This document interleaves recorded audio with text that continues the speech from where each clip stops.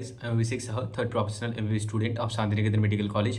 तो WBMCC के site में अगर आप जाओ तो वहाँ पर आपको देखने को मिलेगा कि प्रोफर्मा जो है प्रोफर्मा डोमिसाइल प्रोफर्मा वो अपलोड हो चुका है। ठीक है, न्यू जो डोमिसाइल प्रोफर्मा है वो साइट में आ चुका है। तो आप ज़रूर जाके साइट में विजिट करें एंड वहाँ से डाउनलोड कर सकते हैं। ठीक है, और अगर आप चाहें तो प्रोफर्मा जो है वो मेरे टेलीग्राम चैनल में मिल जाएगा, तो टेलीग्राम चैनल में ज्वाइन कर सकते हैं। टेलीग्राम चैनल का लिंक मैं डिस्क्रिप्शन बॉक्स में दे दूँगा, उसके थ्रू आप ज्वाइन कर लेना। ठीक है, देखो, अब जो है किसको कौन-सा प्रोफ़ार्मा बनाना है वो मैं इस वीडियो में बताऊँगा। उसके पहले बता दूँ कि आप अगर काउंसलिंग सर्विस लेना चाहते हो अप टू कॉलेज एडमिशन मैं गाइड कर दूँगा, round 1, round 2 and than others जो भी है, कब क्या डॉक्यूमेंट्स बनाने पड़ेंगे, कैसे चॉइस फिलिंग करना पड़ेगा, सब कुछ ठीक है। उसके लिए कमेंट सेक्शन में मैं व्हाट्सएप नंबर डालूँगा, उसके थ्रू आप मेरे से कॉन्टैक्ट करना। मैं आपको जो मेरा ग्रुप है जहाँ पर मैं पर्सनली सब डिटेल्स आपको देता हूँ और मुझे आप पर्सनली कॉल भी कर सकते हो अगर आप वो लेते हो। ठीक है, तो ये आपके लिए बहुत ज़्यादा फ़ायदेमंद होगा। अप टू कॉलेज एडमिशन आपको गाइड किया जाएगा।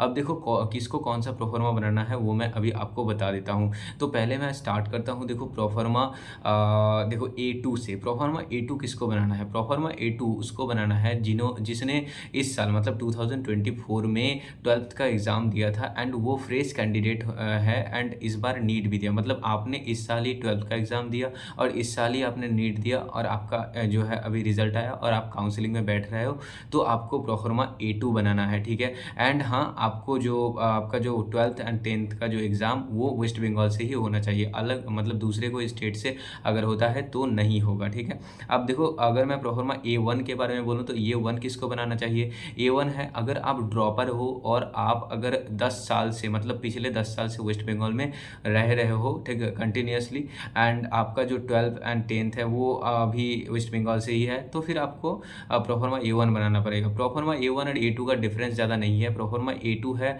जो फ्रेशर कैंडिडेट है जिन्होंने इस साल 12th का एग्ज़ाम दिया था उनके लिए प्रोफार्मा A2 है, और A1 है जो ड्रॉपर हो, ठीक है, मतलब जिन्होंने इस साल 12th का एग्ज़ाम नहीं दिया, ड्रॉप ले चुके हो, 1 साल 2 साल ड्रॉप ले चुके हैं, तो उनके लिए प्रोफार्मा A1 बनाना पड़ेगा। दोनों के लिए ही कैंडिडेट को मतलब आपको जो है तो पिछले 10 साल से वेस्ट बंगाल का रेसिडेंट होना पड़ेगा आपको।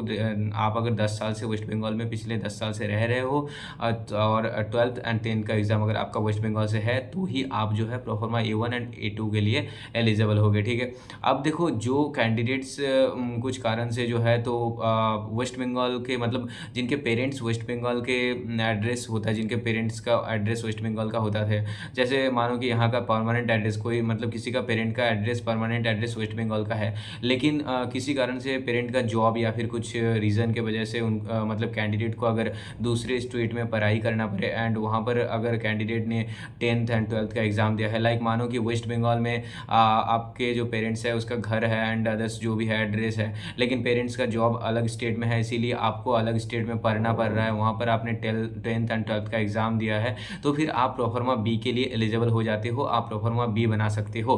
प्रोफार्मा बी बनाने के लिए कैंडिडेट को लास्ट 10 ईयर्स से वेस्ट बंगाल में रहना नहीं होगा। अगर कैंडिडेट दूसरे स्टेट में पढ़ाई करता है, 10th एंड 12th अलग स्टेट में देता है, लेकिन उसका पेरेंट जो है, पेरेंट का जो address permanent address West Bengal का है, तो फिर कैंडिडेट क्या कर पाएगा?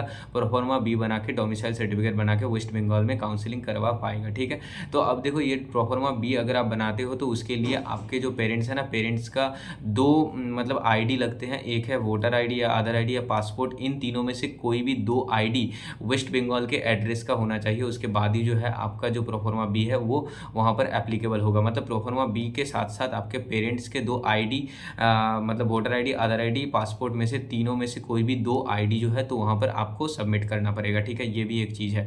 और देखो कौन कौन से मतलब किस किस से आप साइन कर सकते हो। ठीक है, साइन करवा सकते हो प्रोफार्मा का, वहाँ पर जो अथॉरिटी मतलब कौन कौन ऑथराइज्ड कर सकता है। ठीक है, तो वो बहुत सारे ऑफिसर्स होते हैं। ठीक है, जैसे कि जो ब्लॉक डेवलपमेंट ऑफिसर हो गया, SDO हो गया, मतलब उसके बाद देखो ADM मतलब एडिशनल डिस्ट्रिक्ट मैजिस्ट्रेट, तो ये बहुत सारे जो हैं, तो यहाँ पर एक लिस्ट है। ठीक है, वो लिस्ट मैं आपको दे दूँगा, उसके लिए आप मेरे से कॉन्टैक्ट करना। ठीक है, तो व्हाट्सएप नंबर मैं कमेंट सेक्शन में डाल दूँगा, उसके थ्रू आप मेरे से कॉन्टैक्ट करना, मैं आपको सारे कुछ मतलब जो भी होगा।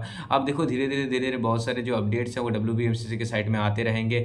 जो काउंसलिंग का शेड्यूल आएगा एंड देन मेडिकल फिटनेस का, मेडिकल सर्टिफिकेट का जो है प्रोफार्मा आएगा। उसके बाद धीरे धीरे बहुत कुछ जो है ना, जैसे प्राइवेट कॉलेज का फीस स्ट्रक्चर आएगा, PWD का वेरिफिकेशन का डेट आएगा एंड ऐसे बहुत सारे जो चीज़ें हैं वो आते रहेंगे WBMCC के साइट में। बल्कि MCC एमसीसी के साइड में जो ऑल इंडिया काउंसलिंग करवाना चाहते हो तो उसके लिए भी मैं कह दूँ कि एमसीसी के साइड में भी बहुत सारे जो अभी नोटिस जो है तो वो आते रहेंगे। जैसे सीट मैट्रिक्स कुछ दिन बाद 14 तारीख को आएगा एंड उसके पहले भी कुछ आ सकते हैं। तो उसके हाँ, सबसे इंपॉर्टेंट तो मैं बताया नहीं, तो वो है इन्फॉर्मेशन बुलेटिन। इन्फॉर्मेशन बुलेटिन भी आएगा एमसीसी एंड डब्ल्यूबी एमसीसी दोनों की तरफ से। एंड इन्फॉर्मेशन बुलेटिन बहुत ज़्यादा इंपॉर्टेंट होता है, क्योंकि देखो पिछले साल तो इन्फॉर्मेशन बुलेटिन जो था अब इस साल भी आएगा। तो हो सकता है ना पिछले साल से इस साल थोड़ा सा कुछ चेंजेस आए इन्फॉर्मेशन बुलेटिन में। ऐसा होता है कि किसी किसी साल में कुछ ना कुछ चेंजेस आते रहते हैं। जैसे कि इस बार ओबीसी का कैंसिल के बारे में कुछ चल रहा है, तो ओबीसी कैंसिल होगा कि नहीं होगा।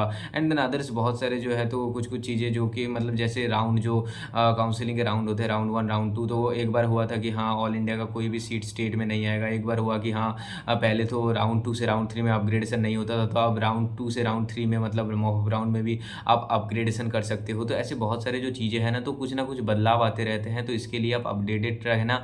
और अगर आप मेरे से काउंसलिंग सर्विस लेते हो तो मैं तो आपको जो है एक पर्सनली मैं गाइड करूँगा, आपको ग्रुप में आपको ऐड कर दूँगा। उस ग्रुप में मैं क्या करता हूँ कि कोई भी जब अपडेट आता है वो अपडेट जो है मैं उस ग्रुप में डाल देता हूँ। तो उससे आपको फ़ायदा मिलेगा, बहुत ही ज़्यादा फ़ायदा मिलेगा। अप टू कॉलेज एडमिशन आपको कोई भी टेंशन नहीं लेना, आपको गाइड किया जाएगा, ठीक है। एंड बाकी कोई भी जानकारी अगर लेना चाहते हो, लाइक प्राइवेट कॉलेज में फ़ीस स्ट्रक्चर, आपके मार्क्स में आपका कौन सा कोर्स हो सकता है, बीएचएमएस या फिर बीएएमएस या फिर बीडीएस या फिर एमबीबीएस, मतलब कौन सा कोर्स कोई भी मतलब हो सकता है ना कि आपके मार्क्स मतलब आपने बहुत बार ड्रॉप दे चुके हो एंड उसके बाद आपको लग रहा है ना कोई भी कोर्स मिल जाए तो मैं ले लूँगा एडमिशन। तो ऐसे बहुत सारे बच्चे का सोच रहता है। तो अगर ऐसा सोच है तो आप सोच सकते हो। एंड देन प्राइवेट के लिए भी सोच सकते हो, प्राइवेट एमबीबीएस के लिए, प्राइवेट बीडीएस के लिए, बीएचएमएस के लिए, बीएमएस के लिए, तो सब कुछ सोच सकते हो आप ना। बहुत कम मार्क्स में जो है ना आपको कॉलेज मिल जाएगा अगर आप चाहते हो। थोड़ा सा पैसा लगेगा, अब कौन से कॉलेज में कौन से कोर्स में कितना पैसा लगता है नहीं लगता है इसके बारे में तो आपको मेरे से कॉन्टैक्ट करना पड़ेगा, तब मैं आपको बता पाऊँगा।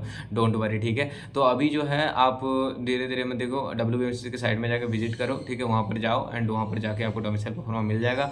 उसके बाद वो फिलअप करके एंड वहाँ पर फ़ोटो जो है वो लगा देना है पासपोर्ट साइज। एंड उसके बाद जो है आपको एसडी ऑफिस या फिर आपके आसपास जो भी है जहाँ पर भी आप चाहो जो ऑथराइज्ड, मतलब देखो कौन कौन साइन कर सकता है उसका अगर चार्ट चाहिए, लिस्ट चाहिए तो मैं दे दूंगा आपको।